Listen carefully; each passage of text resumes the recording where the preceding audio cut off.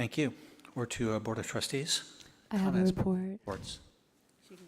Chair recognizes Trustee Zia, followed by Trustee Baxter. Thank you. So I know you all have waited patiently, and I really appreciate it.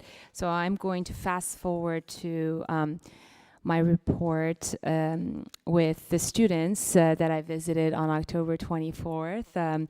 I had the great pleasure of being invited to visit you guys at the Associated Student Body.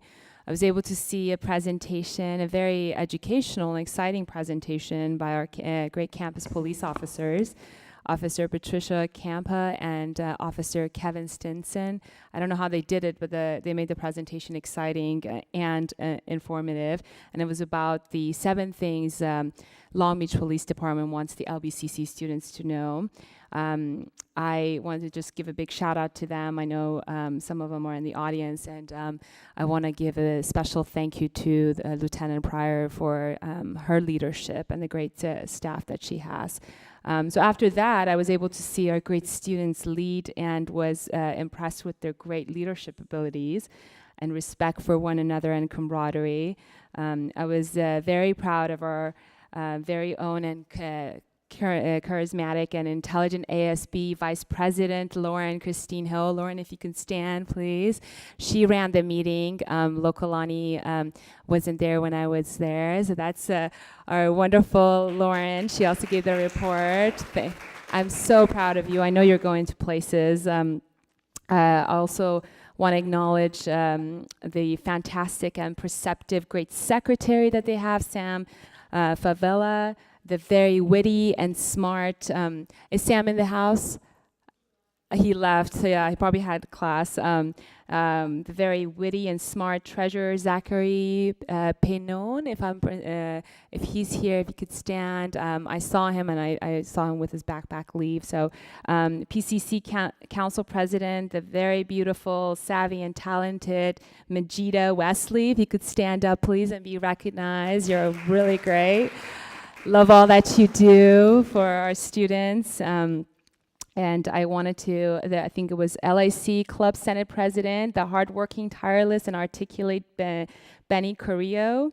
If he's here, if he could stand. And my fellow Navy buddy and staunch voice of reason and advocate for disabled students, PCC Club Senate President, my man Kenneth Jones. If he's in here, I know he's probably at PCC. LAC Cultural Affairs Chair, the very deliberate and sharp-minded Gustavo Orozco. My fellow murder mystery buddy, the super smart and multi-talented Alejandro Lomelli, representative of academic affairs, Joanna Martinez, representative of arts, the creative and adorable Joya Bubo, representative of communications, the charming and smart Breach Robinson, and our latest addition, the smart, cool, and steady representative of athletics, Robert Hewitt, and the champion for rallying volunteers to serve the good, true, and beautiful, the amazing, hardworking, smart, and awesome Henry Estrada. And last but not least, my dear, beautiful, and intelligent Lokalani Hond.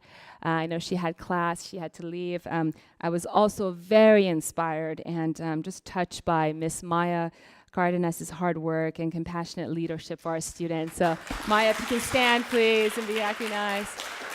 We are so proud and just wonderfully lucky to have you as our family. And I just was able to see you in action, and it was just wonderful. So thank you for the work you do. You all make me so proud. You're leaders, you're, in your own way, you do so much, you work, you come to school, and you're the reason why we're all here.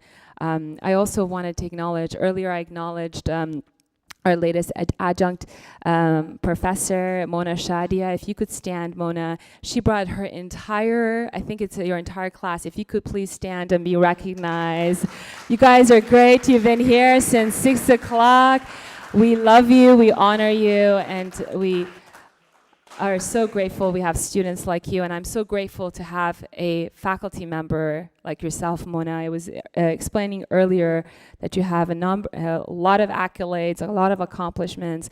For those of you who don't know, Mona covered the Arab Spring. She also covered the Green Revolution of Iran. She's highly acclaimed in the industry, and I'm just very, very inspired you chose Long Beach Community College District to come and work at. And I'm very happy that we attract caliber of faculty at your level. So if you guys want to take off, it's okay, you don't have to stay. I skipped to your part. Of course, you're more than welcome to stay. I also want to acknowledge that on October 21st and October 22nd, I had the great pleasure of attending a meet and greet organized by our faculty and staff at the LIC and PCC campus.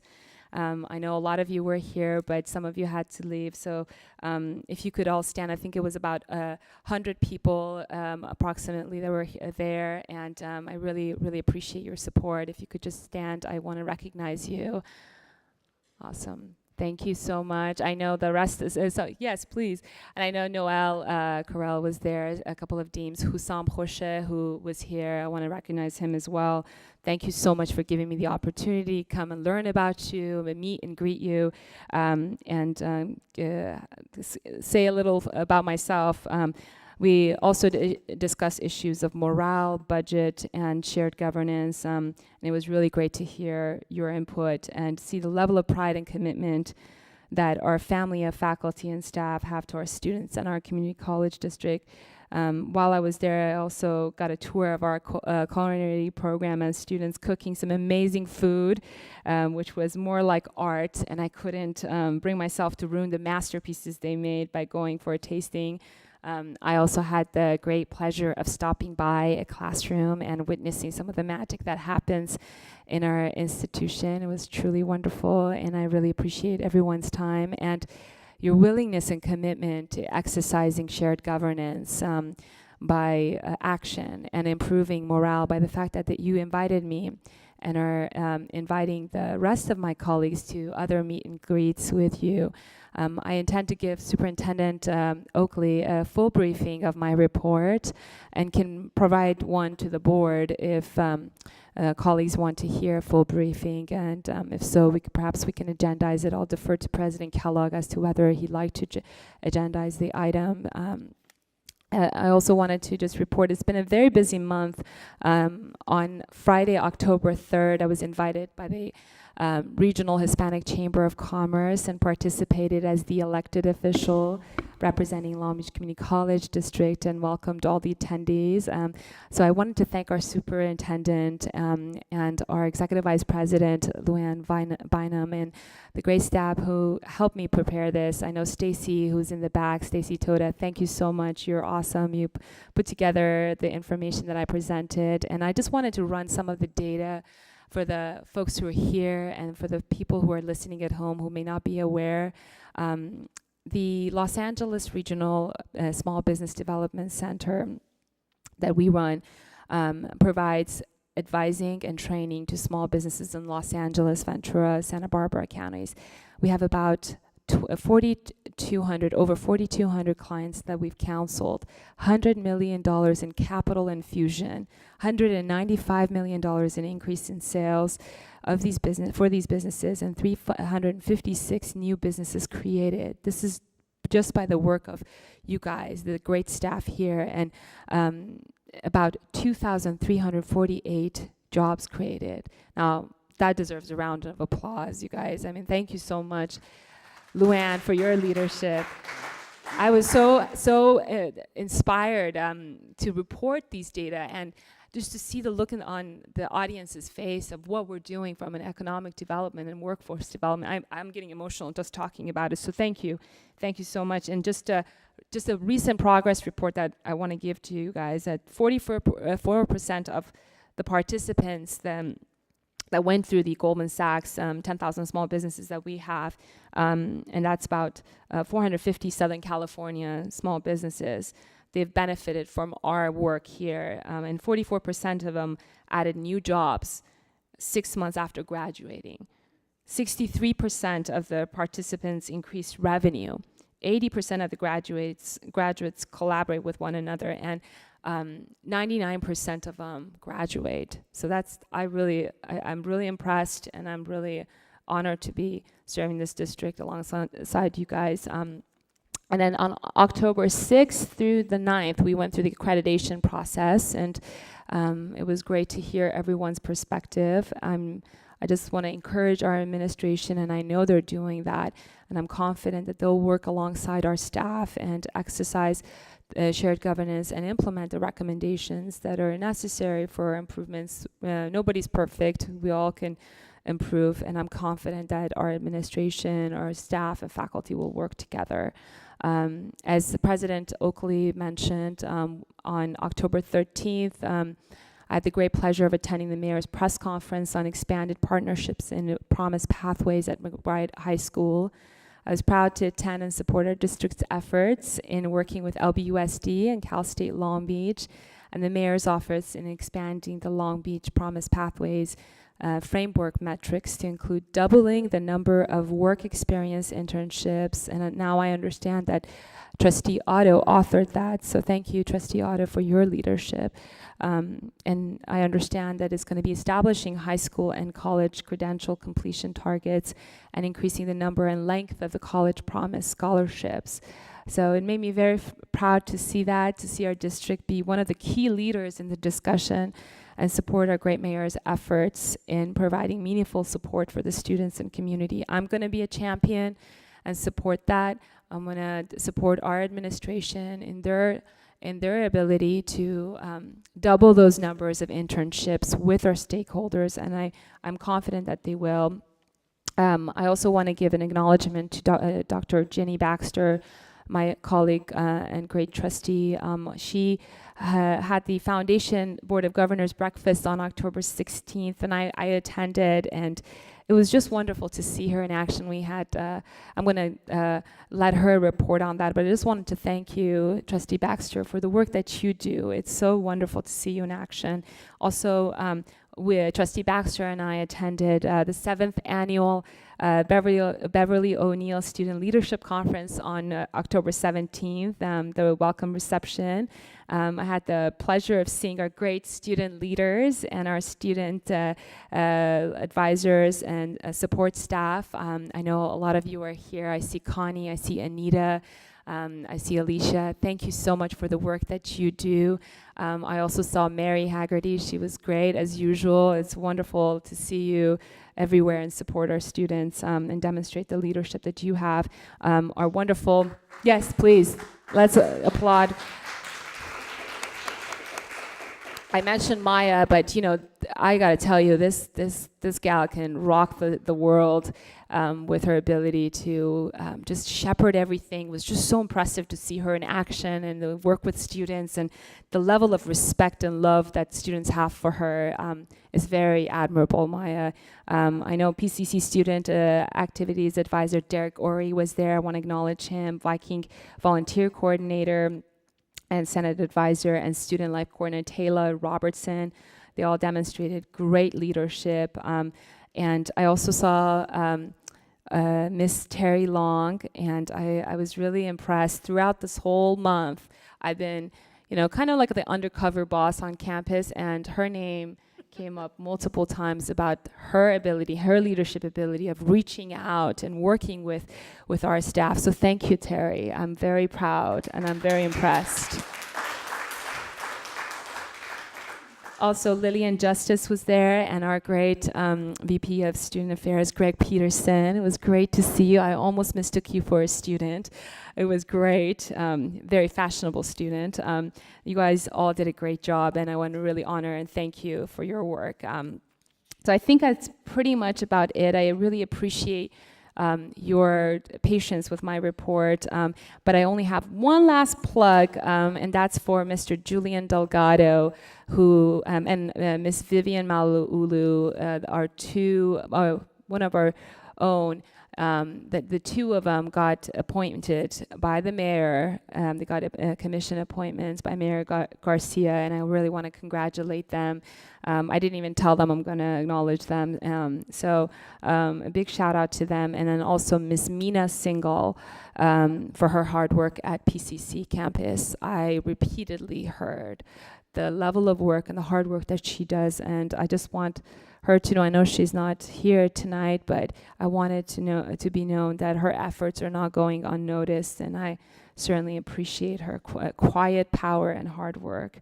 All in all, I think it's been a very busy month. I think I was here almost every day doing college work, but it was just a pure pleasure, and it was the best part was being mistaken for a student. In the cafeteria, I noticed we only have one microwave. We got to do something about that, and I saw a long line. But we got to get some more love for you guys to go to the cafeteria, and the ATMs kept, stopping.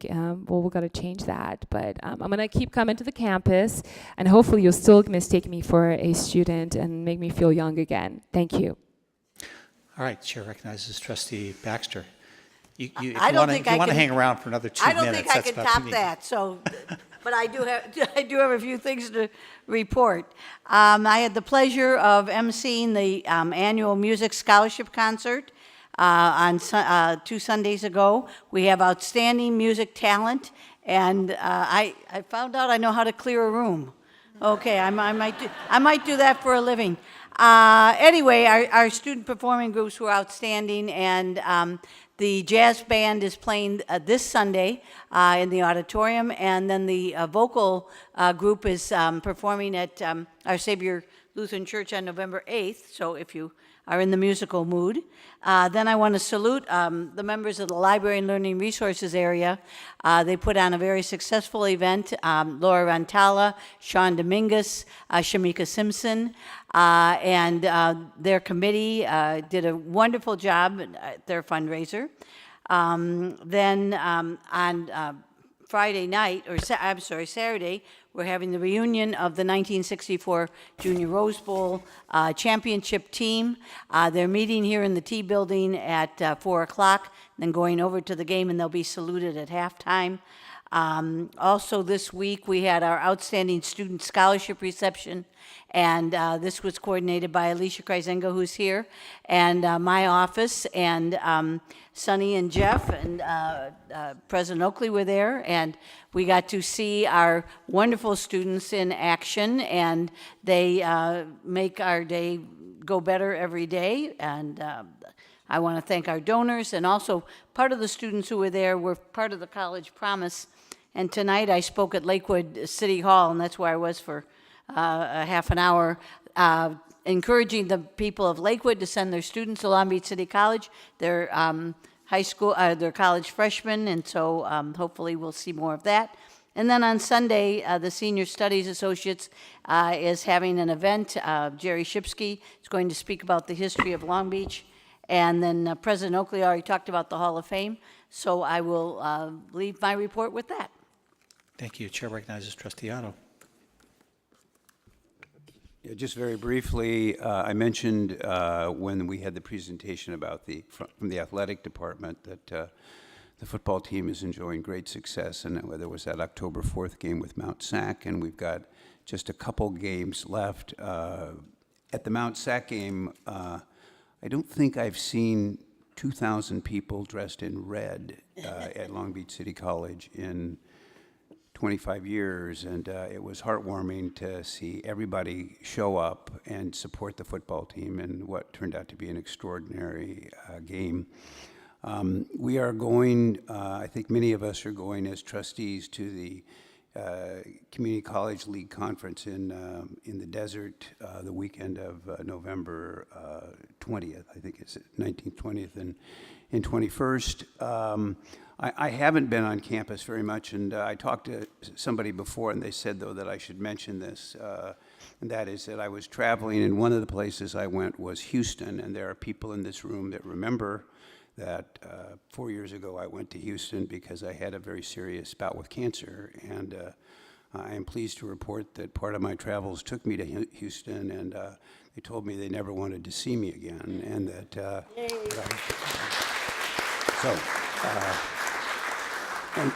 And since so many of you were a part of that journey because I participated in these meetings by phone while I was there, and then you had a nice reception and welcome back as I was coming back out of that. So it's another part of this family, and what we can do for one another. So appreciate that very much. That's the best way to end a meeting. As far as trustee comment and also future reports, so everyone is aware of that, sometime at the first of the year, I'm working with Trustee Archuleta on our self-evaluation questionnaire that we dealt with in our retreat. But the fact is that it was very difficult to evaluate a board when 3 of the board members had just arrived. So we're working on some questions to be more, and I'll get together with Trustee Archuleta to put those questions together so we can deal with that sometime, future report, if you will, the first of the year, January, February, somewhere in there. So with that, and there's no other members of the board at this time, we do have a non-agenda item. I have Dr. Warner. And as you're walking towards the podium, I am the official timer. You will have 3 minutes.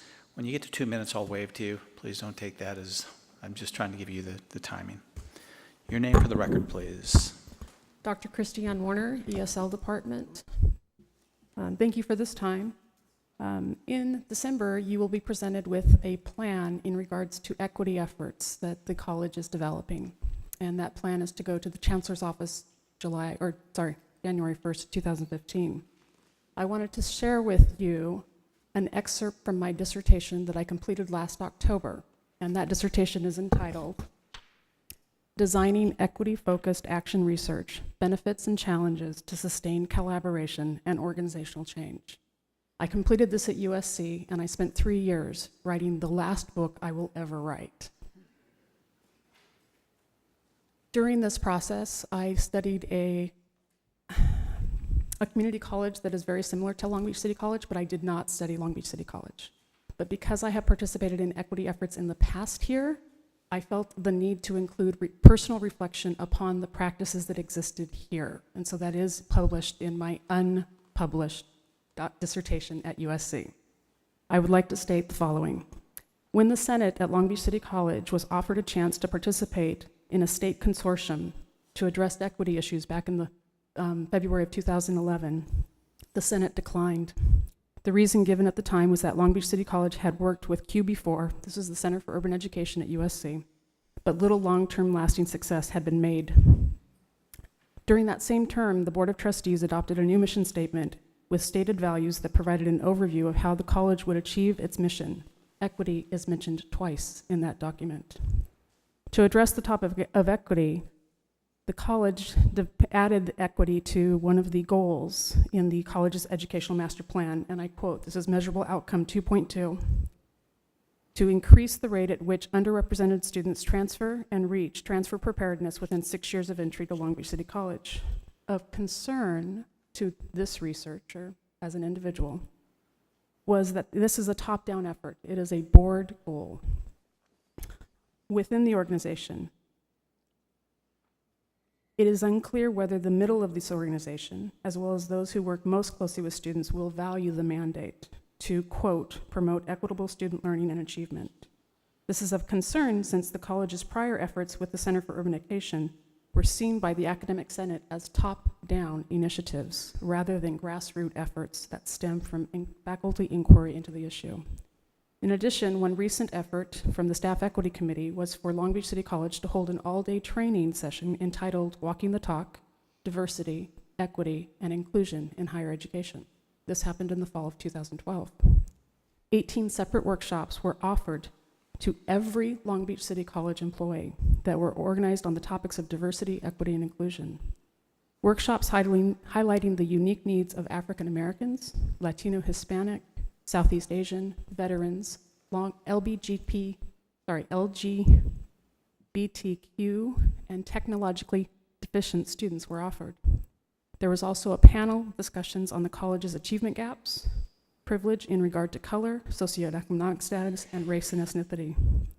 These workshops were instructional in nature rather than interactive, and none of them included inquiry-based activities for the participants. There were over 400 attendees, which was excellent. However, few of them were full-time faculty since the mandatory department plans were due the following week.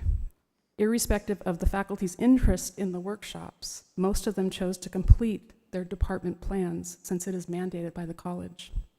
In completing this study, it is clear to me, the researcher, that many at Long Beach City College have a diversity cognitive frame rather than an equity cognitive frame.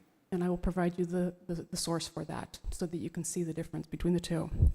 The college is active in celebrating diversity and supporting efforts for stronger cross-cultural relationships. The college has worked to expose whites to other populations that work and study at the college. However, the college remains colorblind, since these efforts are diversity-focused and not equity-focused. These conversations do not focus on our institutional practices and the production of unequal educational outcomes for minority group students. If the college were to do so, workshops highlighting these equity gaps would be offered to stimulate conversations for administrators, faculty, and staff to discuss the institution's responsibility for student outcomes depending on their race and ethnicity. You have to understand, my dissertation only addressed those two topics, looking at race and ethnicity. Yes. Efforts would be made so that all who work at the college become more color conscious and aware of racialized practices that exist within classrooms, departments, and institutions. This was written 1 year ago. Today, I would like to report that I am a member of the Student Equity Plan Work Group. We are working on this. We are changing this. I am very happy to be a part of that effort. This no longer is the case here at Long Beach City College. Thank you for your time and your attention. Any Thank you. questions? Thank you very much. The last person does not want to state name. So, does not want to state name, please come forward. And in all fairness, with Brown Act, you don't really have to, but it does make for a little bit challenging if three of you stood up and said, I'm not stating my name. Yes, sir. Your My name name? is John Kendrick. Thank you. I'm You have 3 minutes too, by the way. a private citizen. I'm also two alumni from ASB and from the school with 2 associates and a certificate. It seems that when you're a private citizen and alumni, you're still treated as a student when people don't want you around when you speak up when things are done wrong. Now, in 2013, one of our advisors purposely broke the Brown Act and misled a cultural affairs meeting. I proved the person was lying because the person didn't know that I sat on the ASB institutional meeting a number of times, and I knew the Brown Act. She went to Anita Gibbons, our director of student life, and they came up with a lie that I disrupted the meeting. From there, they tried to serve me some bogus papers, which during that time, they broke another rule, which they couldn't prove. From there, I was served this in the Student Union TC campus in front of 6 witnesses and 1 alumni. And they lied about this too. And if you see this where it says offense, it's blank. I went to court. I went to jail for 3 days for something I didn't do. I was here on campus, invited to a meeting, which I was helping arrange the open forum for the Board of Trustees candidates in Long Beach Unified, which I got Starbucks to donate 3 gallons of coffee, which I was told I was not there. Arrested by 7 campus police. which in the process, my arm, I'm a disabled student, was damaged even more.